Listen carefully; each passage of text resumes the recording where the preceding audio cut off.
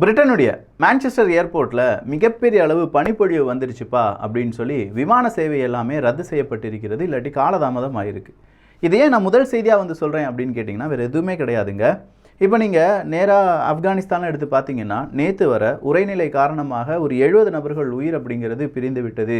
இந்த செய்தியை நம்ம கேள்விப்பட்டிருப்போம். என்னப்பா பனிப்பொழிவு அப்படிங்கிறது எப்போவுமே இருக்குமே, 70 நபர்கள் எப்படி இறந்தாங்க அப்படிங்கிற ஒரு கேள்வி இருந்துச்சுன்னா இன்றைக்கி அது 78ஆக உயர்ந்திருக்கிறது. அதே நேரத்தில் நீங்கள் ரஷ்யாவை எடுத்து பாருங்கள், அங்கேயும் பனிப்பொழிவு அப்படிங்கிறது வரலாறு காணாத அளவுக்கு இருக்குப்பா அப்படின்னு சொல்லியிருக்காங்க. நேராக நீங்கள் உக்ரைன் எடுத்து பாருங்கள், அங்கேயும் பனிப்பொழிவு ரொம்ப கூடுதலாக இருக்குது, எங்களுக்கு உதவுங்க அப்படின்னு சொல்லி ஜெலன்ஸ்கி அவர்களும் கேட்டுட்ருக்காங்க. ஸோ ஒரு கட்டத்தில் பனிப்பொழிவு அப்படிங்கிறது ரொம்ப கூடுதலாக இருக்குது. ஆனால் இன்னொரு விஷயத்தை எடுத்து பாருங்களேன், கடந்த 8 வருடங்கள் அப்படிங்கிறது நாம் இந்த உஷ்ணநிலை பதிவு செய்யப்பட்டது 1880களிலிருந்து. ஸோ அந்த டேட்டாவை நம்ம எடுத்து பார்த்தோம்னா கடந்த 8 வருடங்களாகத்தான் இந்த பூமியில் மிகப்பெரிய அளவு உஷ்ணநிலை அப்படிங்கிறது பதிவு செய்யப்பட்டிருக்கு. அப்படின்னா இந்த வருடமும் கண்டிப்பாக உஷ்ணநிலை அப்படிங்கிறது பதிவு செய்யப்படும், அதுவும் ரொம்ப கூடுதலாக. ஸோ 2023 அப்படிங்கிறது உஷ்ணநிலையில் கூடிய வருடமாகவும் அதே நேரத்தில் பனிப்பொழிவு அப்படிங்கிறதும் கூடுதலான வருடமாகவும் இது பதிவு செய்யப்பட போகிறது அப்படிங்கிற ஒரு அறிவிப்பு சீக்கிரமாக வெளியாகலாம். இப்படி வெளியாகுவதனால் நமக்கு என்னப்பா பிரச்சனை அப்படின்னு கேட்டால் கிளைமேட் சேஞ்ச். இந்த கிளைமேட் சேஞ்ச் தான் இது இரண்டுக்குமே காரணம். ஒரு இடத்துல எப்போவுமே வந்து இப்படி இருந்தது கிடையாது. ஸோ நார்மலாக ஒரு 8 வருடங்கள் தொடர்ச்சியாக ஒரு வினை புரிந்து கொண்டே இருக்கிறோம். உஷ்ணநிலை அப்படிங்கிறது ரொம்ப டாப்லேயே இருந்துகிட்ருக்கு அப்படின்னா பூமி எங்கேயோ போயிட்டுருக்கு. இந்த கிளைமேட் சேஞ்ச் மனிதர்களால் ஏற்படுத்தப்பட்ட இந்த ஒரு காலநிலை மாற்றம் அப்படிங்கிறது பூமியை அழிவு பாதைக்கு கொண்டு போயிட்டுருக்கு அப்படிங்கிறது தெள்ள தெளிவாக நம்மளால் உணர முடியுது. இதை சீக்கிரமாக நம்ம ரிசால்வ் பண்ணணும். அப்படி ரிசால்வ் பண்ணலைன்னா நமக்கு பிரச்சனையோ என்னமோ வரும் தலைமுறை இங்கே நிம்மதியாக வாழ முடியாது. வேறு கிரகத்தை பார்த்து எனக்கு இந்த பூமி வேணாண்டா அப்படின்னு சொல்லிட்டு போயிட வேண்டியதான். இதே மாதிரி இன்னும் பல செய்திகள் இருக்குது. நான் உங்கள் விக்கி, இது உங்கள் தமிழ் விதை. ஷார்ட்டாக கொஞ்சம் செய்திகள். முதல் செய்தி என்ன அப்படின்னு கேட்டிங்கன்னா, அமெரிக்கா மற்றும் ஜெர்மனி 2 பேருமே ஒரு பெரிய டெண்டெல்லாம் போட்டு உள்ளே உட்காந்து டிஸ்கஸ் பண்ணிகிட்டு இருக்காங்க. என்னப்பா டிஸ்கஸ் பண்ணிட்டு இருக்கீங்க அப்படின்னு கேட்டால் வேற ஒன்றும் இல்லைப்பா, பீரங்கிகளை பற்றி அப்படின்னு சொல்கிறாங்க. பீரங்கிகளை பற்றி இந்த 2 நாடுகளும் ஏன் டிஸ்கஸ் பண்ணணும்? ஜெர்மனி சொல்லிட்டாங்களே உக்ரைனுக்கு நாங்கள் பீரங்கி கொடுக்குறோம் நீ, ஆனால் அமெரிக்கா போய் ஏன் டிஸ்கஸ் பண்ண போகிறாங்க? இந்த கேள்வி உங்கள் மனசில் என் மனசுலலாம் இருந்திருக்கும். ஜெர்மனி என்ன சொன்னாங்கன்னா, நான் பீரங்கி கொடுக்குறேன், ஆனால் 2024 தான் கொடுப்பேன், எங்ககிட்ட ஸ்டாக் இல்லை அப்படின்னு சொல்லிட்டாங்க.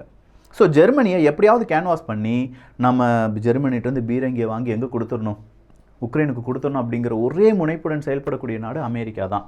ஜெர்மனி ஏன் கொடுக்க மறுக்கிறாங்க? ஜெர்மனி நேரடியாக ரஷ்யாவை எதிர்க்க பயம். ஏன்னா ரஷ்யா அவங்களுடைய அந்த நார்ட் ஸ்ட்ரீம் 1 நார்ட் ஸ்ட்ரீம் 2 வழியாக ஜெர்மனிக்கு தேவையான கேஸ் எல்லாமே கொடுத்துட்ருக்காங்க. ஜெர்மனி ரஷ்யா கூட நண்பனாக இருக்க நினைக்கிறாங்க. ஜெர்மனி அமெரிக்காவை எப்போதுமே விரோதியாக மட்டும் பார்த்துட்ருக்காங்க. ஜெர்மனி நேட்டோ படையை ஒரு பாரமாக பார்த்துட்ருக்காங்க. ஜெர்மனி இந்த ஐரோப்பிய ஒன்றியம் அப்படிங்கிறது ஒரு சிறையாக பார்த்து கொண்டிருக்கிறது. இது எல்லாமே யாருக்கும் தெரியும்? அமெரிக்காவுக்கும் தெரியும். ஸோ ஜெர்மனியை பொறுத்த வரைக்கும் நம்ம அமெரிக்காவை எதிர்ப்பதை விட ரஷ்யாவை எதிர்த்து விட்டோம் என்றால் ஒரு கட்டத்தில் நம்மளை அமெரிக்கா அடிமையாக மாற்றி விடுவார்கள் அப்படிங்கிற எண்ணம் இருக்கிறது. அது மட்டும் தானா? கிடையாது. சஸ்டெயின் பண்ணுறதுக்கு ரஷ்யாவினுடைய கேஸ்லாம் கிடைச்சாகணுமே. இந்த யுத்தம் நமக்கும், அதாவது ஜெர்மனிக்கும் ரஷ்யாவுக்குமானதே கிடையாது, இது உக்ரைனுக்கும் ரஷ்யாவுக்குமானது அப்படிங்கிற ஒரு நிலைப்பாடுன்னு ஜெர்மனி இருக்குது. ஆனால் இந்த இடத்துல இன்னொரு விஷயத்தை நல்லா கவனிச்சுக்கோங்களேன். இன்றைக்கி ரஷ்யாவினுடைய அதிபர் புட்டின் அவர்கள் ஒரு செய்தியை வெளியிட்டிருக்கிறார். அது என்னன்னா, ஐயா நேட்டோ படை நீ ஒரு 40 நாடுகளும் சேர்ந்து எனக்கு எதிராக என்னெல்லாமோ திட்டம் போட்டுட்ருக்கீங்க, நேட்டோ படையினுடைய ஆயுதங்கள் உக்ரைனுக்குள்ளே வந்து உக்ரைன்லேருந்து அந்த குண்டு எங்கள் நாட்டை எதிர்த்து அடிச்சிச்சு அப்படின்னா அணு ஆயுதத்தை பறக்க விட்டுருவோம் அப்படிங்கிறது தான். என்னப்பா அணு ஆயுதம் வேண்டான்னு சொல்லி அமெரிக்கா சொன்னாங்களே, அணு ஆயுதம் வேண்டான்னு சொல்லி சீனா சொன்னாங்களே, இந்தியா சொன்னாங்களே, மறுபடியும் ரஷ்யா அணு ஆயுதத்தை நான் கண்டிப்பாக வீசுவேன்னு சொன்னால் என்னப்பா நியாயம் அப்படின்னு சொல்லி கேட்கலாம். ஆனால் அதுக்கும் ரஷ்யா ஒரு எக்ஸ்ப்ளனேஷன் வச்சுருக்காங்க. நாங்கள் அமைதியாக இருக்கோம், எனக்கும் உக்ரைனுக்கும் பிரச்சனை நடக்கிறது என்னமோ உண்மைதான், ஆனால் 3வது ஒரு நாடு நேட்டோ அப்படிங்கிறது இப்போ உள்ளக்கே வரக்கூடாது. ஏன்னா நேட்டோவில் நான் இணைய போகிறேன் அப்படின்னு சொல்லி உக்ரைன் சொன்னது தான் இந்த ஸ்பெஷல் மிலிட்டரி ஆப்ரேஷனுக்கான மூல காரணம். அதையே நீ மறுபடியும் செஞ்சினா எனக்கு என்ன மரியாதை கொடுக்குறேன், இந்த யுத்தத்துக்கு என்ன மரியாதை அப்படின்னா இதை தீர்த்து வைக்கணுங்கிறதும் ஆசை கிடையாது. இதை மறுபடியும் பெருசாக்கணுமா, வா பெருசாக்கலாம், அணு ஆயுதத்தை போட்டுடுறேன் அப்படிங்கிறது தான் புட்டின் அவர்களுடைய ஒரு அறிவிப்பாக இருக்குது. இந்த அறிவிப்பு உலக அரசியலில் பெரும் பதட்டத்தை ஏற்படுத்தியிருக்கு அப்படின்னு சொல்லலாம். ஏன்னா ஆல்ரெடி இவங்க அணு ஆயுதத்தை நான் போட்டுருவேன்னு சொல்லி ரஷ்யா சொல்லிக்கிட்டே இருக்காங்க. என்னைக்கு இந்த புலி வருது அப்படிங்கிற கதையில் உண்மையான புலி வரப்போகுது அப்படிங்கிறது இன்னும் தெரியலை. அடுத்ததா இந்தியாவினுடைய ஃபாரின் மினிஸ்டர் ஜெய்சங்கர் அவர்கள் இலங்கைக்கு போக இருக்கும் செய்தி இன்னைக்கு எல்லா ஊடகத்திலையுமே பகிரப்பட்டு வந்தது. ஏன்னா இலங்கை அப்படின்னு சொல்லும்போது இந்தியா உள்ளக்க போகிறாங்க அப்படின்னா கண்டிப்பாக அது சீனாவுக்கு எதிராக இருக்கும், சீனாவை ஒரு பார்வை பார்ப்பதற்கு தான் அப்படிங்கிற மாதிரி தலைப்புச் செய்திகள் எல்லாமே போடப்பட்டிருக்கிறது. IMF ஆல்ரெடி இந்தியா ஒரு பெரிய வாக்குறுதியை கொடுத்துருக்காங்க. இலங்கை கண்டிப்பாக முன்னேறிடும், அதுக்கு நான் கேரண்டி. அவங்க கொடுக்கலனாலும் பரவாயில்ல, நான் கொடுத்துறேன்ப்பா, என் அண்டை நாடுப்பா, சரி அதாவது பார்த்து செய்யுங்கப்பா அப்படின்னு சொல்லி IMF-ட்ட கேட்டிருக்காங்க. அடுத்ததா அமெரிக்கா என்னதான் நிறைய நாடுகளுக்கு நல்லது செய்கிறேன் அப்படின்னு சொல்லி செஞ்சாலும், பல நாடுகளுடைய குடியை கெடுத்தாலும், அமெரிக்காவுக்கு கடன் அப்படிங்கிறது ஏறிக்கிட்டே போகுது. அமெரிக்காவினுடைய டாலர் அமெரிக்காவினுடையதா அப்படின்னு பார்த்தா கிடையாது, அமெரிக்காவில் இருக்கக்கூடிய தனியார்களுடையது. ஸோ இதை நம்ம பெரிய ஒரு வரலாறாகவே பார்க்கணும். அமெரிக்கா எப்படி வல்லரசானது அப்படிங்கிற ஒரு பிளேலிஸ்ட் தமிழ் பொக்கிஷத்தில் இருக்குது, வேணும்னா பார்த்துக்கோங்க. அதில் இந்த டாலர் அச்சடிக்கப்பட்டது எப்படி, அந்த டாலர்னுடைய பின்னாடி இருக்கும் உண்மைகள் என்ன அப்படிங்கிறதெல்லாம் நம்ம சொல்லியிருக்கோம். இந்த டாலரை கடன் வாங்கிட்டு தான் இருக்காங்க ப்ரைவேட் ஆர்கனைசேஷன் இருந்து. 35 ட்ரில்லியன் அப்படிங்கிறது அவங்களுடைய லிமிட், அதுக்கு மேலே நீ தாண்டக்கூடாதுப்பா அப்படின்னு சொல்லியிருக்காங்க. அந்த 35 ட்ரில்லியன் அப்படிங்கிறது அமெரிக்கா இன்னைக்கு டச் பண்ணிருச்சான். கடன் வாங்கி அவங்க ஆயுதங்களை வாங்கி எங்கே கொடுத்துட்ருக்காங்க, உக்ரைனுக்கு கொடுத்துட்ருக்காங்கல்ல. அதனால் 35 ட்ரில்லியன் அளவுக்கு கடன் வாங்கிட்டு அமெரிக்கா இதுக்கு மேலேயும் கடன் வாங்கணும்னா மறுபடியும் உன்னுடைய அசட்ஸ் எல்லாமே எனக்கு எழுதி கொடுக்கணும் அப்படின்னு சொல்லி அவங்க கேட்பாங்களா இல்லையா? கேட்டுத்தான் ஆகும். ஸோ அவங்க கேட்கறதுக்கு தந்தாப்புல அமெரிக்காவினுடைய ஆட்சியில் இருக்கக்கூடிய ஜோ பைடன் அவர்கள் என்னமோ செய்ய போகிறார், மறுபடியும் கடன் அப்படிங்கிறத வாங்க போகிறார் என்பது தெளிவாக புரிகிறது. அடுத்ததா ஸ்வீடன் தான். ஸ்வீடனை பொறுத்த வரைக்கும் நான் மிகப்பெரிய இராணுவ ஆயுதங்கள்லாம் உங்களுக்கு தாரேன்னு சொன்னவங்க இப்போ மறுபடியும் ஒரு ஆர்ட்டிலரி எல்லாம் தாரேன்ப்பா, அதெல்லாம் வச்சுக்கோங்க. ஸ்வீடன் ஃபின்லாண்டு தானேப்பா இங்கே வந்து நாட்டோவில் இணைய போகிறாங்கன்னு சொன்னாங்க. நேற்று தான் ரஷ்யா அதுக்கு எதிராக பெரிய ஒரு பதிலடிலாம் கொடுத்துருந்தாங்க. இன்றைக்கி எகெயின் ஸ்வீடன் நான் உனக்கு ஆயுதங்கள் தாரேன் அப்படிங்கிற ஒரு வாக்குறுதியை கொடுத்துருக்காங்க. உக்ரைனுக்கு கிடைக்க வேண்டிய நிறைய ஆயுதங்கள் அப்படிங்கிறது இப்போ ரொம்ப பெரிய அளவில் ஸ்டாக்னண்டாக நின்றுட்டே இருக்குது. பல நாடுகளும் உக்ரைன் பக்கமாக போக வேண்டாம், உக்ரைன் வந்து கொஞ்சம் வார்ஃபேட்டிக் ஆயிடுச்சு பல நாடுகள்கிட்ட. ஏன்னா ஐரோப்பிய ஒன்றியத்தை பொறுத்த வரைக்கும் அவங்க நாட்டில் இருக்கக்கூடிய பிரச்சனைகளை தலைக்கு மேலே இருக்கும்போது புதுசாக உக்ரைனுடைய பிரச்சனையை அவங்க பிரச்சனையாக பார்க்க மக்கள் விரும்பலை. அதுதான் மெயின் ரீசன். ஏன்னா மக்கள் பார்த்தா தானே அது ஏதாவது செய்ய முடியும். ஸோ டோட்டலாக இப்போதைக்கு உக்ரைன் ரஷ்யா பிரச்சனையில் ஐரோப்பிய ஒன்றியம் மட்டும் கிடையாது, பல நாடுகளிலும் இந்த வார் ஃபேட்டிக் அப்படிங்கிறது வந்திருக்கு. ஜெர்மனியை பொறுத்த வரைக்கும் இந்த வார் ஸ்ட்ராட்டஜி அப்படிங்கிறத அவங்க பயன்படுத்துகிறாங்களோ இல்லையோ, நிச்சயமாக வாரால் ஏற்படக்கூடிய இந்த யுத்தத்தால் ஏற்படக்கூடிய ஆஃப்டர் டேஸ் ரொம்ப பெரிய அளவில் ஜெர்மனியை பாதிக்கலாம். ஏன்னா ஜெர்மனியை பொறுத்த வரைக்கும் ஜெர்மனி ரஷ்யாவினுடைய நண்பனாக இருக்க மட்டுமே நினைக்குது. அமெரிக்கா நம்மளை அடிமைப்படுத்துவாங்க, ஐரோப்பிய ஒன்றியம் அப்படிங்கிறது நம்முடைய சிறைச்சாலை, ஐரோப்பிய ஒன்றியத்தில் இருக்கக்கூடிய நாடுகள் நம்மளை ஒரு சந்தேக பார்வையுடனே பார்த்து கொண்டிருக்கிறது, நாட்டோ நம்மளை கண்காணிப்பதற்காகத்தான் உருவாக்கப்பட்டது. இந்த உண்மை எல்லாமே யாருக்கும் தெரியும், ஜெர்மனிக்கும் தெரியும். அதனால் ஜெர்மனியுடைய வார் ஸ்ட்ராட்டஜியை கொஞ்சம் உன்னிப்பாக உலக நாடுகள் கவனித்து வருகிறார்கள். IRGC ஈரானுடைய மிக முக்கியமான ஒரு இராணுவ அமைப்புன்னு வச்சுக்கோங்களேன். அந்த இராணுவ அமைப்பை டெரரிஸ்ட் அப்படின்னு சொல்லி அறிவிச்சிருக்காங்க ஐரோப்பிய ஒன்றியம். ஸோ ஐரோப்பிய ஒன்றியம் உன்னுடைய கால் நீயே சுட்டுட்டு இருக்கடா அப்படின்னு சொல்லி ஈரானுடைய தலைவர் சொல்லியிருக்காரு. என்ன ஐரோப்பிய ஒன்றியம் இப்படிலாம் செஞ்சுட்டு இருக்க, இப்படி நீ IRGCயை வந்து டெரரிஸ்ட் குரூப்பாக லிங்க் பண்ணிட்டீங்கன்னா நாளைக்கு நடக்க போகிற விஷயத்துக்குலாம் எனக்கும் அதுக்கும் எந்த சம்மந்தமும் கிடையாதுப்பா அப்படின்னு சொல்லியிருக்காங்க. இதுவும் ஒரு தலைப்புச் செய்தியாக மாறி இருக்கு. சரிப்பா, இந்த இஸ்ரேல் பாலஸ்தீன பிரச்சனையில் ஏதாவது அப்டேட் இருக்கா அப்படின்னு பார்த்தா இன்றைக்கும் இஸ்ரேல் 2 நபர்களை கொண்டு இருக்காங்க. ஒரு நபர் டீச்சர், இன்னொரு நபரும் யாருன்னு தெரியல, பட் அவங்களையும் கொண்டு இருக்காங்க. அது இல்லாமல் இந்த ரெஃப்யூஜி கேம்ப் இருக்கும் பார்த்தீங்களா, கேம்ப்லையும் வந்து துப்பாக்கிச்சூடு நடத்தி ஒரு நபரை கொன்றிருக்கிறார்கள் அப்படின்னு சொல்கிற அப்டேட் வெளியாகி இருக்கிறது. அடுத்ததா ரொம்ப ஹாட்டான ஒரு விஷயம் என்ன அப்படின்னு கேட்டிங்கன்னா ஜெசிண்டா அவர்கள் தான். நியூசிலாந்தினுடைய பிரைம் மினிஸ்டர் ஜெசிண்டா அவர்கள் அவருடைய பதவியை ராஜினாமா செஞ்சுட்டாங்க.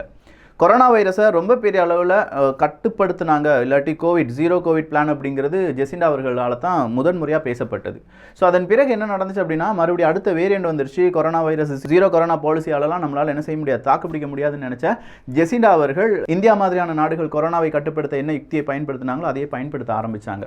ஒரு கட்டத்துக்கு மேலே ஜெசிண்டா அவர்களுக்கு ரொம்ப பெரிய ப்ரெஷர். அது இல்லாமல் நியூசிலாந்து உக்ரைனுக்கு கொடுக்க வேண்டிய பீரங்கிகள் எதுவுமே கொடுக்க முடியவில்லை. அதுவும் அவங்களுக்கு ஒரு ப்ரெஷரை ஏற்படுத்தியிருக்கு. நம்மளால் உதவிகள் செய்ய முடியலையே, நம்மளால் மக்களுக்கான அந்த நல்ல விஷயங்கள் செய்ய முடியல அப்படிங்கிற அந்த ஒரு அதிர்ச்சியிலேயே அவங்களுடைய பதவியை ராஜினாமா பண்ணியிருக்காங்க. அக்டோபர் 14 அடுத்த எலெக்ஷன் இருக்கும் அப்படின்னு சொல்லப்படுது. பிப்ரவரி 7ஆம் தேதி அவங்களுடைய பதவியை ஒட்டுமொத்தமாக ராஜினாமா பண்ணி அரச பதவியிலிருந்துலாம் வெளியேறுகிறேன் அப்படிங்கிற அறிவிப்பை ஜெசிண்டா அவர்கள் கொடுத்திருக்கிறார்கள். அமெரிக்காவினுடைய சயின்டிஸ்ட் நியூக்ளியர் ஃபியூஷனில் மிகப்பெரிய அளவு ஒரு சாதனை புரிந்திருக்கிறார்கள். ஸோ இதுதான் ஃபியூச்சர் எனர்ஜியா அப்படிங்கிற கேள்வியை நிறைய விஞ்ஞானிகள் இப்போ ரொம்ப பெரிய அளவில் ஆய்வறிக்கையாக சப்மிட் பண்ணிட்டு இருக்காங்க.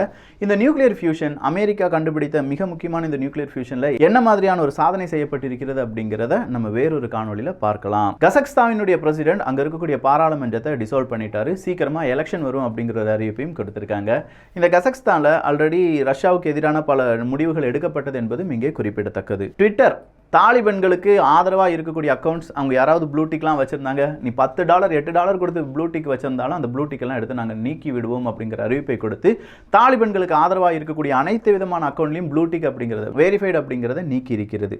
இது தாலிபன்களுக்கு இடையே ஒரு பெரிய சலசலப்பை ஏற்படுத்தியிருக்கு. ஏன்னா நானும் பைசா கொடுத்து தாண்டா ப்ளூடிக் வாங்கினேன், சில அக்கௌண்ட் அப்படிங்கிறது அஃபிஷியலாக ப்ளூடிக்லாம் கொடுத்துருந்தாங்க. பட் ஏன் சடனாக இந்த ஒரு மூவ் அப்படின்னு கேட்டால் பெண்களுக்கு எதிராக தாலிபன்கள் கொடுத்த அந்த சட்டம் ட்விட்டருக்கு பிடிக்கலையாம். அதனால தான் இப்போ இந்த முடிவுகள் எடுத்திருக்காங்க.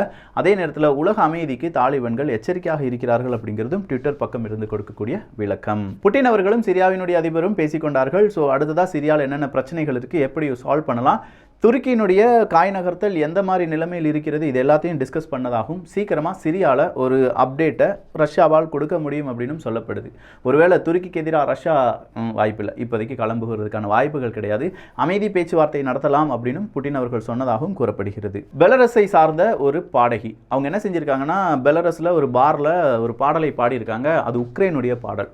அவ்வளோதான், அவங்களை பிடிச்சி ஜெயிலில் போட்டிருக்காங்க. எத்தனை வருடங்கள்னு தெரியல, பட் சிறை தண்டனை அவங்க அனுபவிக்கணும் அப்படின்னு சொல்லிட்டாங்க. யூகேனுடைய பிரைம் மினிஸ்டர் ரிஷி சுனாக் அவர்களுக்கும் பிரதமர் நரேந்திர மோடி அவர்களுக்கும் பெரிய சண்டை. பிபிசி ஒரு ப்ரொபகண்டா நியூஸை வெளியில் விட்டுட்டாங்க. பிபிசியினுடைய ப்ரொபகண்டா நியூஸை இந்தியா அது ப்ரொபகண்டா தான்டா, யூகே உனக்கு ஆதரவாக பிபிசியை நீ எப்படினாலும் திரித்து கொள்வாய் அப்படின்னு சொல்லி இந்தியா பக்கமாக கடுமையான பிரச்சனைகள் ஓடிக்கொண்டிருக்கும்போது இப்போ அப்படியே அந்த ரிஷி சுனாக் அவர்களுக்கும் பிரதமர் நரேந்திர மோடி அவர்களுக்குமான அந்த பிரச்சனை பெரிய அளவில் சோஷியல் மீடியாவில் பேசப்பட்டு வருது. ரிஷி சுனாக் அவர்கள் இந்தியாவினுடைய வம்சாவளி அப்படின்னு சொன்னாலும் அங்கே யாருக்கு அவர் பிரைம் மினிஸ்டராக இருக்கார், நம்மை ஆண்ட அப்படின்னு சொல்லக்கூடிய பிரிட்டனுக்கு. ஸோ இப்போ நாம் அவங்களோட பெருசாக இருக்கோம் என்பதும் இங்கே குறிப்பிடத்தக்கது. மாத்ரோ அவர்கள், வெனிசுலாவினுடைய மாத்ரோ அவர்கள் இப்போ என்ன சொல்லியிருக்காங்கன்னா, அமெரிக்கா நமக்கு நிறைய பொருளாதார தடைகள் எல்லாமே கொடுத்துருக்காங்க, அதை எப்படியாவது ரிமூவ் பண்ணணும், அப்படி இல்லைனா இங்கே பெரும் பிரச்சனைகள் வரலாம் அப்படிங்கிற ஒரு ரிக்வஸ்ட் வச்சிருக்காங்க. ஆல்ரெடி வெனிசுலா, கியூபா கூடலாம் அமெரிக்கா சமாதானமாக பேசுவதற்கான வாய்ப்புகள் இருக்குது. ஏன்னா ரஷ்யாவை அவங்க எதிர்ப்பதால் இந்த இரண்டு நாடுகளுடைய சப்போர்ட் அமெரிக்காவுக்கு தேவை அப்படிங்கிறதுனால இந்த பொருளாதார தடை நீக்கப்படுவதற்கான வாய்ப்புகளை மாத்ரோ அவர்களும் எதிர்பார்த்து காத்து கொண்டிருக்கிறார். மியான்மரில் இன்னைக்கு ஒரு கிராமத்தில் மிலிட்டரி என்ன செஞ்சிருக்காங்கன்னா, குண்டுகளை தூக்கி போட்டிருக்காங்க. எதுக்காகடா அப்படின்னு சொல்லி பார்த்தா, அங்கே இருக்கக்கூடிய ராணுவ ஆட்சிக்கு எதிராக அந்த கிராம மக்கள் ஒன்றிணைந்திருக்கிறார்கள்.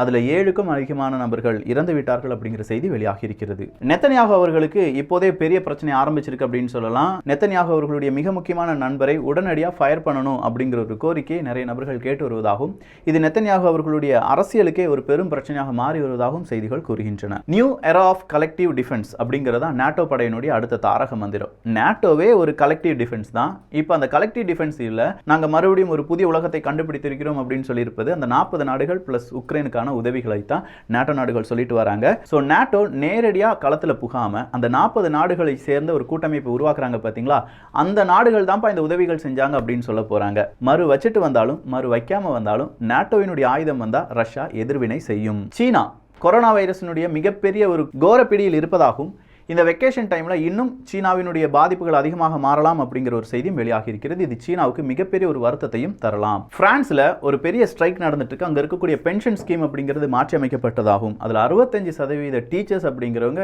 இந்த ஸ்ட்ரைக்கில் பங்கெடுத்திருக்காங்க. ஸோ பிரான்ஸ்லேயும் மிகப்பெரிய அளவில் ஸ்ட்ரைக் அப்படிங்கிறது நடந்துட்டு இருக்கு. ரஷ்யா அவங்களுடைய T-14 அர்மட்டா அப்படிங்கிற அந்த டேங்கை உக்ரைனுக்குள்ள இறக்க போகிறார்கள் அப்படிங்கிற செய்தி ரொம்ப ஹாட் டாப்பிக்காக ஓடிட்டு இருக்கு. அர்மட்டாவை பற்றி ஆல்ரெடி நம்ம தமிழ் பட்சத்திலையும் வியூகத்திலையும் அதே மாதிரி தமிழ் விதையில் பல அப்டேட்ல பார்த்து பார்க்காத நபர்கள் இருந்தால் பார்த்து விடுங்கள். ஸோ ஓவராலா இந்த செய்திகளை பற்றி உங்களுடைய கருத்துக்கள் இங்கே வரவேற்கப்படுகின்றன. எல்லோரும் தமிழ் விதையில் இணைந்திருங்கள். நல்லதை பகிர்ந்து நல்ல சமுதாயத்தை உருவாக்குவோம். நன்றி, வணக்கம்.